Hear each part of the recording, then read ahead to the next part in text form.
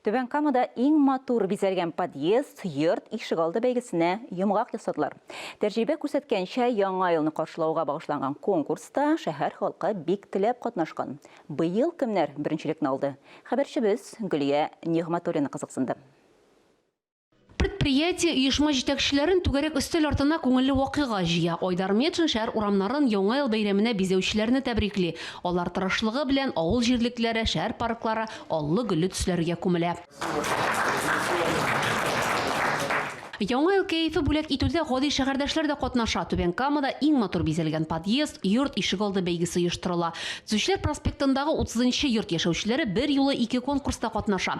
Түбән Камалар күршеләре белән җыелышып чыршы бизиләр. Подъезд эчендә дә бәйрәм кәефе хөкем сөрә. Бу ковидка каршы ялкы дип атала инде.